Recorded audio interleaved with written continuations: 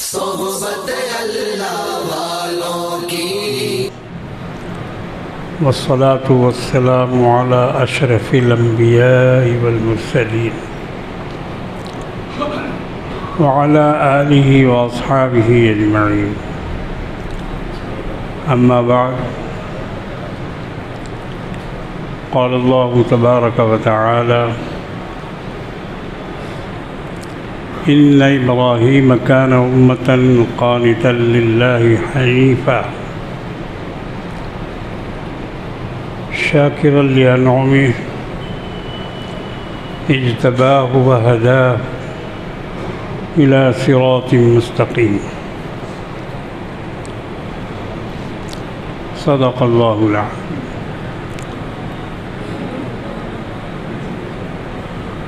ये ज़िक़ादा का महीना हज का महीना है।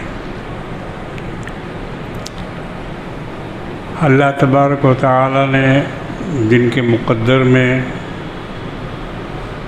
हज की सआदत नसीब फरमाई है, मुकर्रर फरमाई है, उनमें से आधा से ज़्यादा लोग चले गए। अब ये अलग बात है कि इंतज़ामी उमूर में इस साल हाजियों को बड़ी परेशानी हो रही है, तो इसमें कसूर सऊदी गवर्नमेंट का नहीं है। यहाँ से जो माइनॉरिटी अफेयर्स का महकमा है, ये इसकी गफलत है और इसकी लापरवाही है, क्योंकि ये लोग मुसलमानों के किसी भी अमल से खुश नहीं हैं। हमदान दे तो वो भी नाराज़गी की बात है। यूपी में बाकायदा मुहिम चलाई जा रही है कि किसी भी मस्जिद से अज़ान नहीं होगी माइक पर, सब जगह से लाउड स्पीकर हटाओ अभियान चल रहा है। जाहिर है कि पब्लिक एहतजाज तो कर सकती है, लेकिन मुकाबला नहीं कर सकती, बल्कि वहाँ तो एहतजाज की भी इजाज़त नहीं है। अगर एहतजाज के लिए लोग उतरें तो उनको भी गिरफ़्तार किया जाता है, उनके ऊपर भी दसों मुकदमात ठोक दिए जाते हैं। इस तरह से कम 50,000 से ज़ायद मुसलमान जेलों में बंद हैं,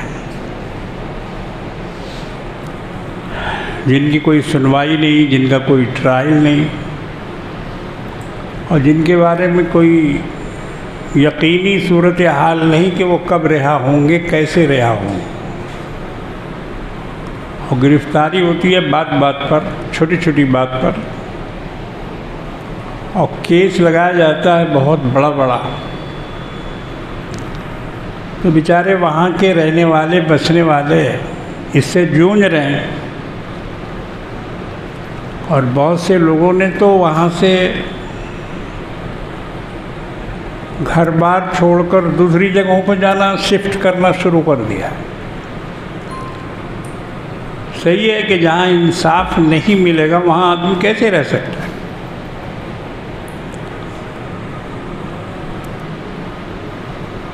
तो जाहिर है कि जब हज का भी महकमा उन्हीं के हाथ में है, और एक वे पढ़ी लिखी औरत उसकी सरबराह है, वो उसको देख रही है, तो उसमें तो गड़बड़ी और इस तरह की चीज़ें होना लाजमी है। हम लोगों ने ये कभी नहीं सुना कि हुज्जाज इकराम मक्का में पहुंचने के बाद या मदीने में जाने के बाद उनको होटल नहीं मिला, सड़कों पर फुटपाथ पर बैठे हुए हैं। तो इसमें तो हमारी हज कमेटी की भी गलती है। 20 आदमी 25 आदमी पूरे हिंदुस्तान से हज कमेटी के लिए जाते हैं, और वो लोग बाकायदा सरकारी ख़र्च पर मक्का और मदीना जाते हैं। उनको रहने सहने खाने पीने हर तरह की सहूलत मिलती है, DA TA सब मिलता है और फ्री है आना जाना। और वो जाते हैं घर देखने के लिए, हाजियों के लिए घर देखने के लिए जाते हैं। बिल्डिंग कैसी है, मकान कैसा है, कमरे कितने हैं, एक कमरे में कितने लोग ठहर सकते हैं, ये सब बाकायदा इंक्वायरी करके और सबका लिस्ट बना के वो हज कमेटी के सपोर्ट करते, चेयरमैन को देते हैं और उसी की बुनियाद पर फिर हाजी लोगों को बिल्डिंगों में बांटा जाता है, तकसीम किया जाता है। मगर पता नहीं इस साल क्या नज़्म हुआ। यहाँ तक अखबार में रिपोर्ट आई है कि जिस कमरे में 8 आदमी की जगह है वहाँ 16 आदमी रखे जा रहे हैं। खुद मेरे साथ भी ये वाक़या हो गया 2007 में। मैं और मेरी अहलिया ये दोनों हज में गए थे हज कमेटी से। तो वहाँ 18 नंबर की बिल्डिंग हम लोगों को मक्का में दी गई। उसमें भी यही हाल था जो आज अखबार में देख रहे हैं। 8 आदमी की जगह 16 आदमी थे। हम लोग दोनों मियाँ बीवी का बिस्तर जो है वो सटा हुआ था, बीच से उतरने या आने जाने की कोई जगह नहीं। इसी तरह और भी लोगों का बिस्तर बिल्कुल जोड़ जोड़ कर, लोगों को अगर उतरना होता था, बाथरूम वगैरह जाना होता था तो कूद कूद के उतरते थे। एक नंबर, दूसरे नंबर पर एक दिन तवाफ़ करके आए तो देखा कि सारा बिस्तर भीगा हुआ है, AC का पानी चपक रहा, लीक। अब हम लोग दोनों मियाँ बीवी रात भर खड़े रह गए, कहाँ जाएं सोने के लिए, ऐसे ही बैठ के गुजार दिया। मगर उसके बाद फिर हमें ख्याल आया, हमको इस तरह से तो चलेगा नहीं। एक बाथरूम है 15 आदमी के लिए,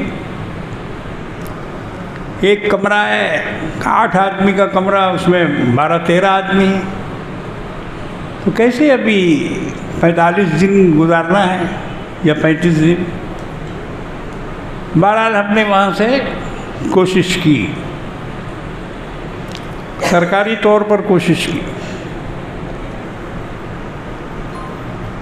जो लोग उसके ज़िम्मेदार, यहाँ कांग्रेस की हुकूमत थी, तो हमने उनके ज़िम्मेदारों को फ़ोन किया, प्रदीप भट्टाचार्य, प्रणब मुखर्जी और भी इस तरह के 2-3 लोग। हमने कहा आप लोग हाजियों के साथ दगाबाजी कर रहे हैं, उनसे पैसे लेकर आपका आदमी रिश्वत ले रहा है, बजाय अच्छे मकानात के सस्ते मकानात दे रहे हैं, पैसा पूरा ले रहे हैं आप लोग। तो हम तो कलकत्ता आकर आप लोगों को छोड़ेंगे नहीं, प्रोटेस्ट करेंगे, धरना देंगे, हम जुलूस निकालेंगे और आप लोग जो कर रहे हैं उसको हम पब्लिक को बताएंगे। बहरहाल यहाँ शकील अहमद एक थे कॉरपोरेशन में, उनको भी हमने फ़ोन किया, वो भी हज के ज़िम्मेदारों में से थे गवर्नमेंट के। हमने कहा भाई इस तरह से ला के हम लोगों को फंसाया यहाँ। बोले आप घबराइए नहीं, इंतज़ाम हम कर देंगे। बहरहाल दूसरे ही दिन हज कमेटी के वहाँ के जो कौंसलट के जो लोग हैं जिद्दा के, वो लोग 18 नंबर बिल्डिंग तलाश करते हुए पहुँच गए। मेरा नाम लिस्ट में, मेरी बीवी का नाम पुकार रहे हैं, ये लोग कहाँ हैं। तो हम लोग शायद हरम गए हुए थे। बोले हम लोग थोड़ी देर के बाद वापस आए। तो उन्होंने कहा चलिए आप लोगों की बिल्डिंग शिफ्ट हो गई। सामान उन्होंने अपने कंधे पे लिया, जो लोग आए थे, नीचे गाड़ी खड़ी थी उस गाड़ी में रखा और बिल्कुल हरम के दरवाजे के सामने 2 नंबर बिल्डिंग में हम लोगों को ले जाके शिफ्ट किया। बड़ा बड़ा कमरा था, बेड लगा हुआ था, उसमें सब नेता और लीडर लोग थे, उनके लिए मखसूस था वो। हम तो ना नेता थे ना लीडर, मगर हमारी गवर्नमेंट ने हमारे साथ मेहरबानी की कि हमको अच्छी जगह दिलाई। तो ये तो मेरे साथ हुआ, और बाकी तांती बाग के कई आदमी हमारे साथ थे। उन्होंने कहा वाह कारी साहब वाह, हम लोग को छोड़ के आप चले गए। यहीं के लोग थे हमारे साथी। हमको भाई हमको तकलीफ़ थी, हमने रोना गाना किया, आपको तकलीफ़ है तो आप भी रोना गाना कीजिए, बोलिए उनको। नहीं आप बोल दीजिए, हम कहा ठीक है बोल देंगे। तो हमने जब कहा तो उन लोगों ने कहा कि अब नहीं है जगह। तो ये सूरत हाल हाजियों के साथ पेश आती। अल्लाह के फजल करम से हमारा मामला कुछ खुसूसी वहाँ अभी तक है। हमसे रियायत वहाँ के जद्दा कौंसलेट जो है वो लोग करते हैं। एक दफ़ा उम्रा कर लेने के बाद फिर मक्का नहीं आने की इजाज़त देते हैं वो लोग, मदीने ही से जिद्दा। और मेरी ये ख्वाहिश रहती है कि कम से कम वापसी में एक उम्रा और हो जाए। तो हमारे मुअल्लिम ने इनकार कर दिया कि ठीक है आप आइए, मगर हम आपको जगह नहीं दे सकेंगे, हमारा तो रूम भर जाएगा 8 दिन के अंदर। हाँ खाली सामान रख सकते हैं। हमको भाई सामान रख करके हम फुट में सोए, रहने सहने की कोई जगह नहीं रहेगी तो हम रहेंगे कैसे? खाली सामान रख लेते तो नहीं होगा। तो अल्लाह का शुक्र है कि उस वक्त भी जिद्दा कौंसलेट हमारे काम आया और जरवल में हम 3 आदमी के लिए उन्होंने रूम दिया। वो भी गाड़ी लेके आए थे, हमारा सामान लेके बिल्डिंग में गए। हम थे, हमारी बीवी थी और हमारी बेटी थी सबसे छोटी वाली, वो भी गई थी उस साल। तो खैर 7 दिन और रहना था। अल्हम्दुलिल्लाह बहुत आराम से हम वहाँ रहे। हरम भी नज़दीक था। तो जिनके कुछ सोर्स होते हैं या जिनके कुछ लोग होते हैं तो उनको तो ये सहूलतें मिल जाती हैं, लेकिन जो बेचारे बिल्कुल अनजान हैं, उनको कोई नहीं जानता है, तो वो बहुत तकलीफ़ उठाते हैं। अभी जो लोग पड़े हुए हैं पता नहीं उनकी तरफ से कोई बोलने वाला है या नहीं है कि भाई उनके लिए जल्दी इंतज़ाम करो। पैसा तो तुमने बहुत पहले ले लिया, 7 महीना 8 महीना पहले पैसा ले लेते हैं घर का, बिल्डिंग का, किराया का, मगर जब इंतज़ाम का वक्त आता है तो हाजियों के साथ ये धोखाबाजी इंतहाई गलत बात है। कलकत्ता की हज कमेटी उसमें कुछ नहीं कर सकती, इनके बस से बाहर है। इनका काम एयरपोर्ट तक है। मदीनतुल हुज्जाज से लेकर एयरपोर्ट तक है। हवाई जहाज़ में सवार कर देने के बाद यहाँ की कमेटी की जिम्मेदारी ख़त्म। इनको ये लोग पासपोर्ट देंगे, वीज़ा देंगे, ठहराएंगे, प्लेन मुकर्रर करेंगे, कौन किस प्लेन से जाएगा, कौन किस तारीख को यहाँ से रवाना होगा, ये सब यहाँ की हज कमेटी का काम है। ये लोग अपना कर देते हैं। लेकिन अब वहाँ पहुँच कर अगर होटल नहीं मिले और अगर इनके लिए कोई इंतज़ाम ना हो तो उनकी जिम्मेदारी इन पर नहीं है। वैसे ये बोल सकते हैं क्योंकि उनके सूबे के लोग जा रहे हैं। बंगाल के लोग अगर हैं तो उनके बारे में यहाँ के चेयरमैन बता सकते हैं। बहरहाल ये एक लंबी कहानी है, मैं आपको इसलिए ये बता रहा हूँ कि इस सहूलत के दौर में भी जबकि लोग हर तरह से सहूलत हासिल करना चाहते हैं, हज की मुशक्क़त बाकी है। पहले की मुशक्क़त कुछ और थी। जहाज़ पानी का बहुत दूर खड़ा होता था, कम से कम 20 किलोमीटर, साहिल से 20 किलोमीटर दूर जहाज़ लंगर अंदाज होता था समुंदर में, किनारे नहीं जा सकता था। इस कदर पहाड़ हैं समुंदर के अंदर वहाँ कि जहाज़ उसमें चल ही नहीं सकता था। तो इसलिए साहिल पर जाने का कोई सवाल ही नहीं था, दूर दूर खड़े होते थे जहाज़। अब वहाँ से छोटी छोटी कश्तियों पर हाजियों का सामान लाद कर और हाजियों को लाद कर वो छोटी छोटी कश्तियाँ वो ला के साहिल पर छोड़ती थी। उसमें भी बड़े हादसात होते थे। किसी का सामान गिर गया, किसी का बच्चा गिर गया, किसी का आदमी ज़ख्मी हो गया, कुछ न कुछ। क्या सफ़र था वो, क्या सफ़र था उन हुज्जाज का। अल्लाह ने कितना अज्र दिया होगा उनको उनके इस अमल पर। अब वहाँ जिद्दा पहुँचने के बाद वहाँ से मक्का जाना है, तो मक्का जिद्दा से 60 मील की दूरी पर है। मील उस ज़माने में था और ऊँट की रफ्तार है एक दिन में 20 मील, इससे ज़्यादा ऊँट नहीं चल सकता। अब वो भी दिन में नहीं, रात को।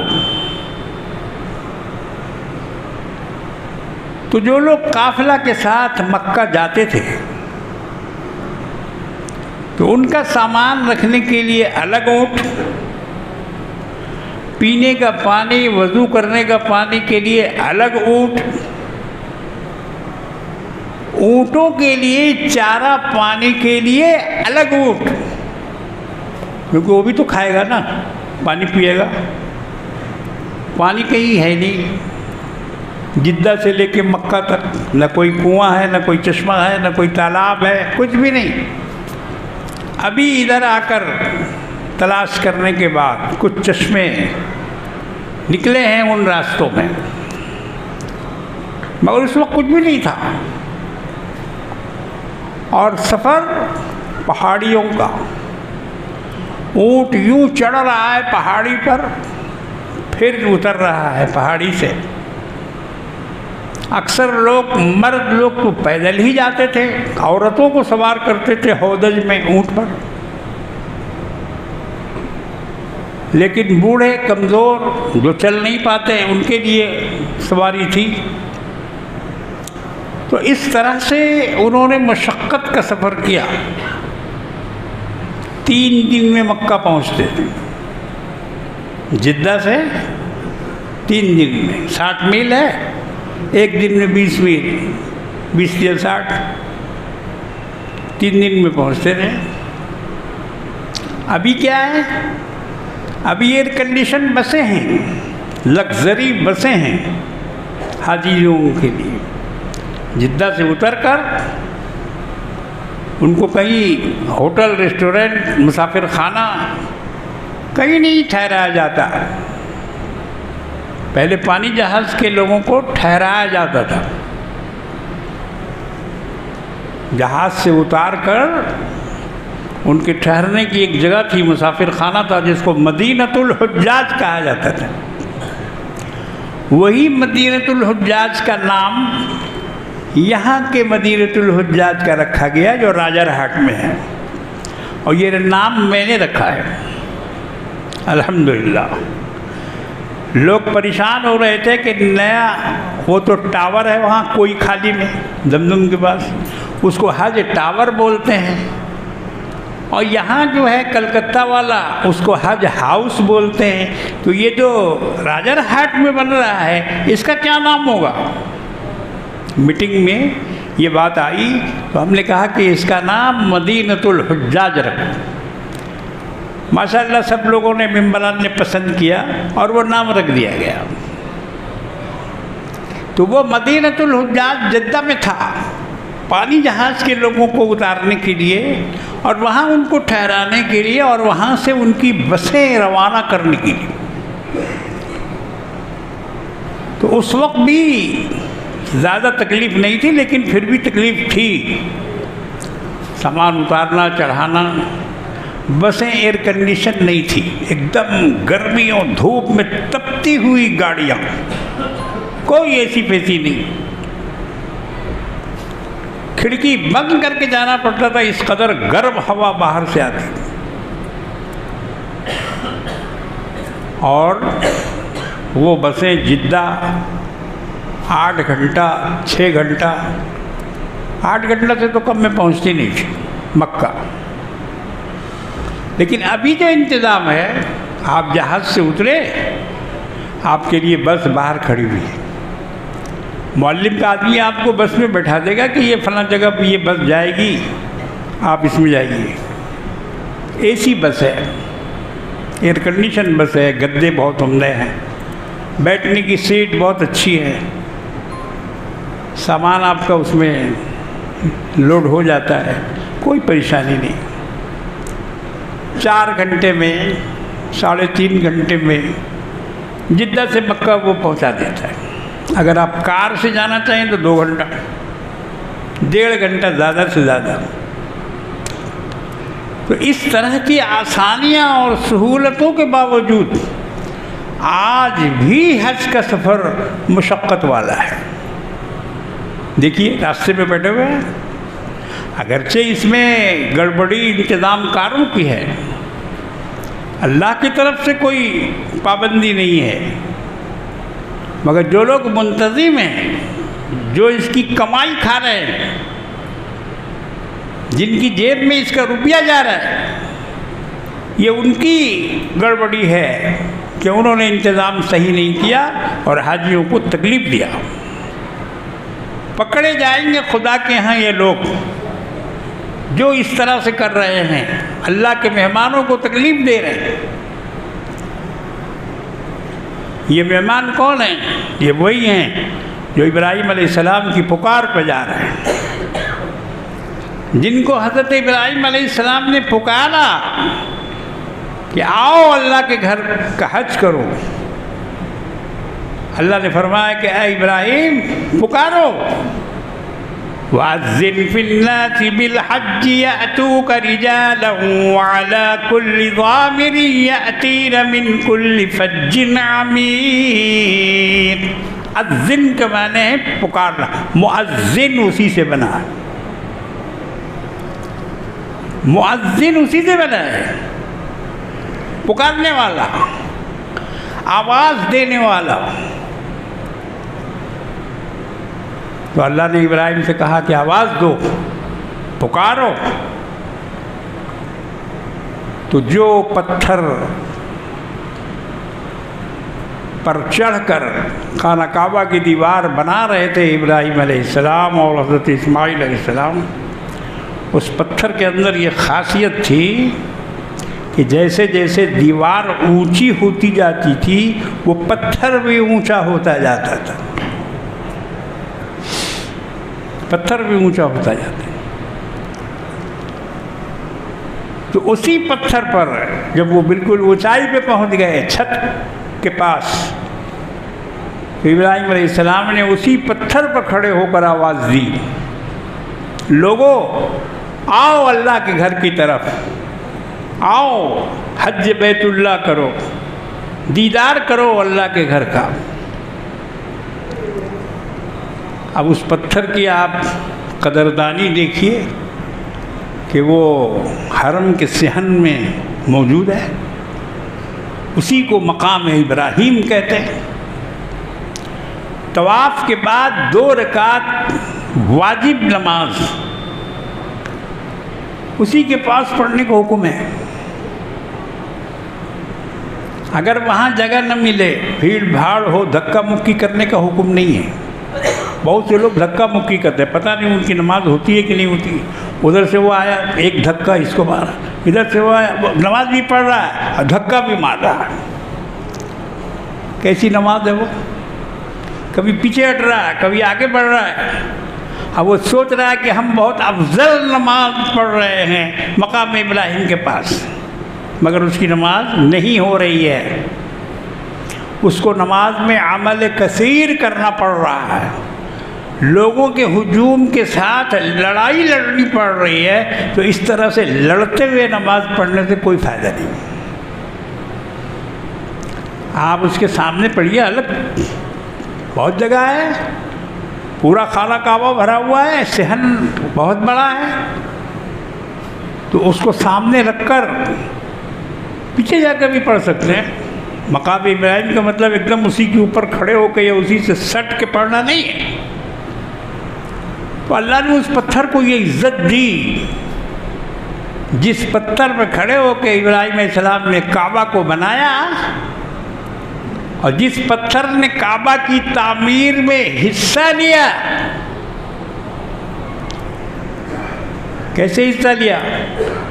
कि जैसे जैसे दीवार उठती थी वो पत्थर भी उठता था, इसलिए वो पत्थर मुक़द्दस ठहराया गया।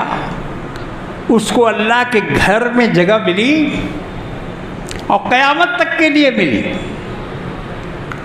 कमली वाले आका जनाब मोहम्मद रसूलुल्लाह सल्लल्लाहु ताला अलैहि वसल्लम को अल्लाह ने हुक्म दिया, वत्तखिज़ू मिन मक़ाम इब्राहीम मुसल्ला। ऐ मोहम्मद सल्लल्लाहु अलैहि वसल्लम, आप इब्राहीम के जगह पर उनके पाँव का जो निशान है और उनका जो पत्थर है, आप वहाँ नमाज पढ़िए। किसको हुक्म दे रहा है? अल्लाह अपने प्यारे हबीब को हुक्म दे रहा है, वत्तखिज़ू मिन मक़ाम इब्राहीम मुसल्ला। उसको नमाज की जगह बनाइए और वहाँ जाकर वहाँ नमाज पढ़ा कीजिए। इसीलिए लोग भीड़ लगाते हैं वहाँ।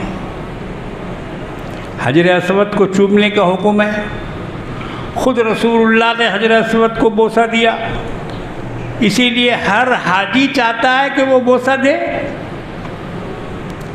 मगर उसका मौका कहाँ नहीं, इतना हुजूम होता है। मैं अपनी बात बता दूं कि 5 साल से मैंने हजर अस्वद को बोसा नहीं दिया है, मौका ही नहीं मिला। अब कौन जाए वहाँ हड्डी तोड़वाने के लिए? बोसा देना सुन्नत है और जान बचाना फ़र्ज़ है। तो भाई हम तो फ़र्ज़ पे अमल करते हैं, सुन्नत को छोड़ देते हैं। इस्लाम से भी हो जाता है बोसा, दूर से हाथ उठाकर हाथ को चूमे, ये भी बोसा है, बोसा की जगह पर है। तो हम तो वही करते रहे गुज़िश्ता 5 सालों से। वैसे बोसा अल्हम्दुलिल्लाह अल्लाह ने बहुत मौका दिया, बहुत मौका दिया। एक एक दिन में बोलना ठीक नहीं है, अहमियत घट जाती है। 10-10 तवाफ़ करते थे और हर चक्कर में बोसा, हर चक्कर। कभी ऐसा भी मौका मिला अल्लाह की तरफ से कि सारे लोग नमाज के लिए बैठ गए, सफ़ लग गई है और मेरा 2 चक्कर बाकी है, उसको पूरा करना है। तो हम घूमते रहे तो देखा कि हम अकेले घूम रहे हैं और कोई नहीं साथ में है, अकेले भी तवाफ़ किया। अल्हम्दुलिल्लाह सुम्मा अल्लाह ने ये मौका भी दिया। उसी तरह रोज़ा अथर पर सरकार मुस्तफ़ा जनाब मोहम्मद रसूलुल्लाह सल्लल्लाहु अलैहि वसल्लम के रोज़ा मुक़द्दस पर सलाम पढ़ने के वक्त बारहा ऐसा हुआ कि मैं अकेले सलाम पढ़ रहा हूँ और दूसरा कोई नहीं है। सोचो वो क्या मौका था, हम हैं, हुजूर है, तीसरा कोई नहीं। ऐसा भी मौका मिला, बार बार मिला।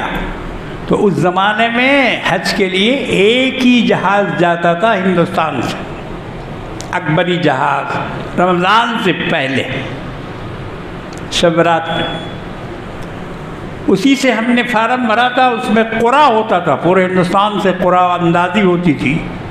तो उस क़ुरा अंदाज़ी में अल्हम्दुलिल्लाह मेरा नाम निकल आया और मेरे बहनोई साहब मेरे साथ थे। ये अल्लाह की मेहरबानी।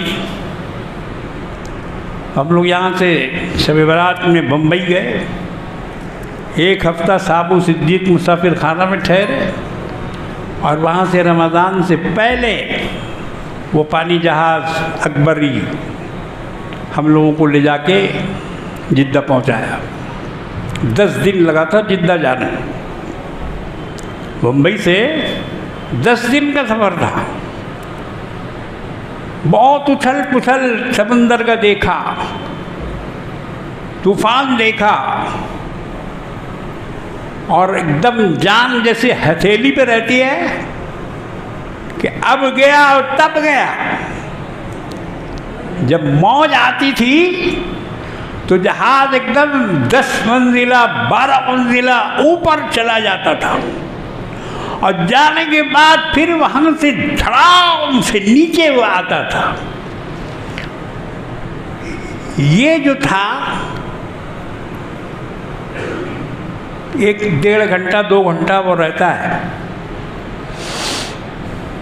तो लोगों की तो हालत ख़राब हो। अब सोचो कि उस जगह या गौस कोई बोलेगा, कोई पुकारेगा या ख्वाजा, कोई लगाएगा नारे हैदरी? नहीं नहीं नहीं, उस वक्त तो खालिस अल्लाह को पुकारा जाता। कुरान में ये मजमून है, वक्त नहीं है मैं उसको बताता आपको कि कुरान ने ये कहा है कि जब मुसीबत में फंसते हो, जब मौजें तुम्हें घेरती हैं तो तुम्हें खुदा याद आता है, खुदा याद आता है। और जब किनारे पे उतर जाते हो तो फिर बोलते हो ये सब बाबा का करम है, ये बाबा की मेहरबानी है, बाबा की ये इनायत है। भूल जाते हो खुदा को। जब खुशकी पे उतरते हो तो खुदा को फरामोश कर देते हो। वइज़ा गशियहुम मौजुन कज़्ज़ुललि दअवुल्लाह मुख़लिसीन लहुद्दीन। जब इनको मौजें घेरती है, वइज़ा गशियहुम मौजुन कज़्ज़ुलल, जिसके अंधेरे में वो फंसते हैं, दअवुल्लाह मुख़लिसीन लहुद्दीन, अल्लाह को निहायत इखलास के साथ, सच्चे दिल के साथ पुकारते हैं। फलम्मा नज्जाहुम इलल बर, और जब हम नजात देकर खुशकी में पहुंचा देते हैं, इज़ा हुम युशरिकून, तो फिर वैसे ही शिरक करने लगते हैं। शिरक क्या कि ये सब बाबा का फजल है, फलाने पीर साहब की बरकत से हम लोग नजात पा गए। मेरे बुजुर्गों दोस्तों, ये सफ़र हमेशा कठिन रहा है और आज भी कठिन है, आज भी कठिन है, मगर इसके कठिन होने से इसकी फ़र्ज़ियत ख़त्म नहीं होती। जितना भी कठिन हो, जिस पर फ़र्ज़ है उसको ये फ़र्ज़ अदा करना है। कोई बहाना नहीं चलेगा, न बेटी की शादी, न मकान की तैयारी, न कारोबार की मशगूलियत, कुछ भी बहाना नहीं चलेगा। जिस पर हज फ़र्ज़ है उसको हज करना होगा, और नहीं तो ये बोझ अपने सर पर लेके जाएगा, वो अपने सर पर लेके जाए। अगर किसी की वसीयत नहीं की, बीमारी की हालत में अगर नहीं बोला कि बेटा मेरे माल से मेरी तरफ से हज करवा देना, अगर वसीयत कर दी तब तो बच जाएगा, तब बच जाएगा। लेकिन अगर वसीयत नहीं की और बेवसीयत मर गया और उस पर हज फर्ज था, तो वो हज उसके सर पर गया। अब उसका जवाब उसको देना होगा, उसका जवाब देना होगा। पूछेगा अल्लाह, क्या रे तुझ पर तो हमने जिंदगी में एक ही बार हज फर्ज किया, कहाँ 10 बार किया था? एक ही बार तो किया था।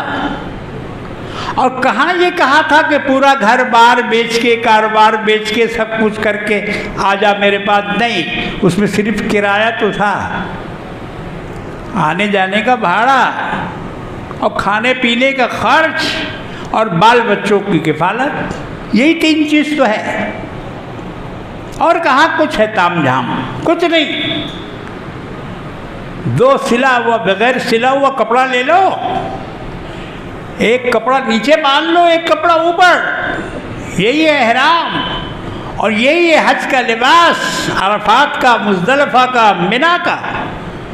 अल्लाह ताला ये नहीं कहते कि सूट बूट पहन के आओ, पगड़ी बांध के आओ, ताज पहन के आओ। नहीं नहीं, बिल्कुल फ़कीराना बुलाते हैं, फ़कीर बन के आओ हमारे दर पर। अगर ताज पहने हुए हो तो उतारो उस ताज को, पगड़ी बांधे हुए हो तो उतारो उस पगड़ी को, चोगा पहने हुए हो तो उतारो उस चोगा को। न चोगा चलेगी, न पगड़ी चलेगी, न टोपी चलेगी, न ताज चलेगा। वहाँ सिर्फ फ़कीर बन के आओ हमारे पास। ये अल्लाह का मंशा है। हज के मंशा में ये एक बहुत बड़ी चीज़ है कि आदमी एहराम बांध के जाता है। जो एहराम नहीं बांधेगा उसका हज नहीं होगा। एहराम रुक्न है हज का, एहराम हज का रुक्न है, बांधना ही होगा।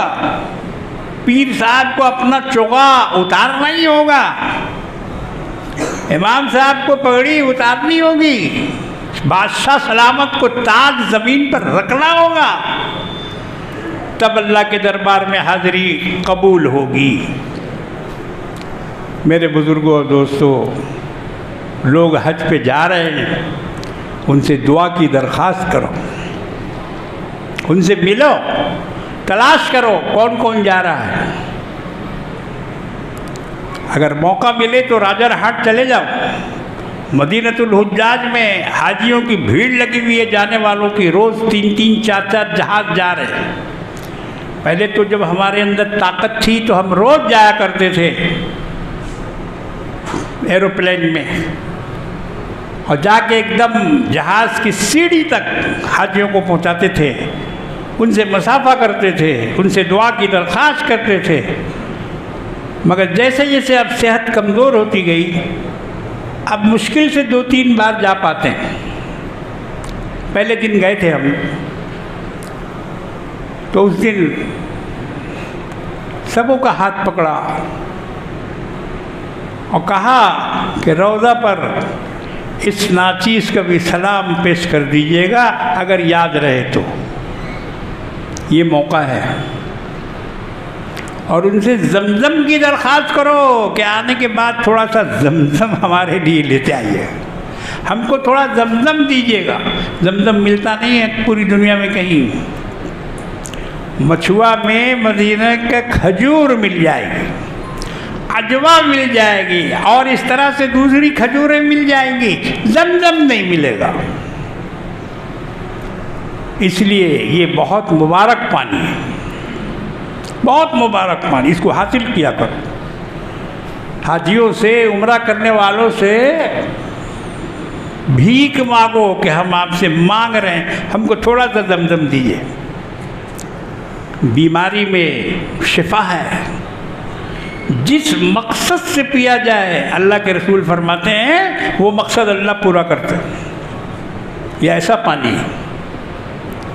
नबी करीम सल्लल्लाहु अलैहि वसल्लम के दिल मुबारक को इस पानी से धोया गया था जब आपका सीना मुबारक चाक किया गया था।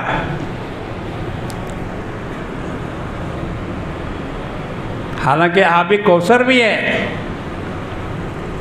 जन्नत का भी नहर है, वहाँ के पानी से भी धोया जा सकता था, मगर जमजम से धोया गया।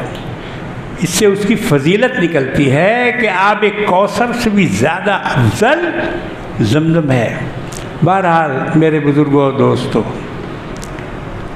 क़ुरबानी का महीना आ रहा है। हज तो साथ साथ है क़ुरबानी के। लोग जानवर ख़रीदने जा रहे हैं, मगर हराम का जानवर अल्लाह के यहाँ कबूल नहीं होगा। जिसका पैसा हराम का है, कॉल सेंटर का पैसा है, मैं उनसे हाथ जोड़ता हूँ, अल्लाह के वास्ते आप कुर्बानी न करें। कुर्बानी करके आप बहुत बड़ा वबाल अपने सर पर लेंगे, वबाल लेंगे अपने सर पर। हराम गलीज है। आपने मेरी दावत की, दस्तरखान बिछाया और उसमें लाके प्लेट में गोबर रखा, घोड़े की लीद रखी। क्या किया आपने? हमारे साथ तौहीन किया आपने, जलील किया आपने हमको। इसी तरह कुर्बानी का गोश्त अगर हराम पैसे से है तो वो उसी गोबर और लीद की तरह है। खबरदार, जिसको मालूम हो जाए कि इस आदमी का कारोबार हराम का है, उससे एक बोटी गोश्त मत लिया करो, तुम्हारा भी गोश्त खराब हो जाएगा, तुम्हारी हांडी भी गलीज हो जाएगी अगर उसमें तुमने उसको मिला दिया। और चिबा चिबा के ग्रिल लगा लगा के नींबू गाड़ गाड़ के खाना, ये तो उससे भी गई गुजरी बात है। बहरहाल कोशिश कीजिए कि जानवर हलाल पैसे से लिया जाए, खूबसूरत जानवर लो, मरीज और कमज़ोर नहीं, अल्लाह के दरबार में पेश करने के लिए अच्छा जानवर ख़रीदिए, उसमें पैसा लगाइए। जो लोग कहते हैं कि कुर्बानी करने से कोई फ़ायदा नहीं है, बिला वजह इतना गोश्त तो बहुत होता है, क्या ज़रूरत है इतना गोश्त की? गोश्त फेंका फेंकी होता है, ज़रूरत नहीं, इबादत है वो, ज़रूरत नहीं, दावत है वो, अल्लाह की तरफ से दावत है। सय्यदना इब्राहीम खलीलुल्लाह अलैहिस्सलातु वस्सलाम की तरफ से दावत है। अल्लाह फरमाते हैं फ़कुलू मिन्हा वअतइमुल बाइसल फ़कीर। कुर्बानी करो, अल्लाह का नाम लेकर कुर्बानी करो और उसको खुद भी खाओ और गरीबों को, मिस्कीनों को, फ़कीरों को, मोहताजों को भी खिलाओ। तो दावत है खुदा की तरफ से। ये दानिश्वर लोग क्या समझेंगे इस हिकमत को? ये कॉलेज वाले, ये स्कूल वाले और ये नए ज़माने के फ़लसफ़ी, ये क्या समझेंगे कुर्बानी की हिकमत को और कुर्बानी के फ़लसफ़े को? इसको अगर पूछना है तो किसी आलिम दीन से पूछो, जिसने दीन का मुताला किया है, जिसने कुर्बानी की अहमियत को समझा है, वह आपको बताएगा कि ये गोश्त का ज़ाया करना नहीं है, बल्कि ये अल्लाह की तरफ से है। दो ही कुर्बानी और दो ही गोश्त तो खाने की इजाज़त है, दो गोश्त। बस ख़त्म कर रहा हूँ। एक वलीमा अल्लाह के रसूल की तरफ से कि वलीमा क्या करो, अवलिमू वलौ बिशातिन, वलीमा करो अगरचे एक बकरी ही क्यों ना हो, एक बकरी ही से करो मगर वलीमा करो। तो एक गोश्त तो ये खाने का हुक्म दिया और दूसरा गोश्त कुर्बानी का खाने का हुक्म दिया। इसके अलावा जितना भी हम लोग गोश्त खाते हैं वो अल्लाह की तरफ से उसका हुक्म नहीं है कि खाओ, मगर इस गोश्त के खाने की दावत है अल्लाह की तरफ से। अल्लाह के तमाम मुस्लिम बंदों को अल्लाह तबारक व तआला हम सबको सही तौर पर कुर्बानी करने की तौफीक अता फरमाए। इंशाअल्लाह अगर मौका मिला तो अगले हफ्ते कुर्बानी के मसाइल और उसके फ़ज़ाइल आपके सामने अर्ज़ करूँगा। व आखिरु दाअवाना अनिल हम्दुलिल्लाह।